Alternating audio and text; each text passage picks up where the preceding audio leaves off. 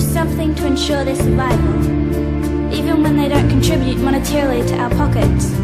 It says a lot about ourselves when we care enough that there is enough space in the world for them too, preventing their extinction, taking responsibility for them, for changing their environment.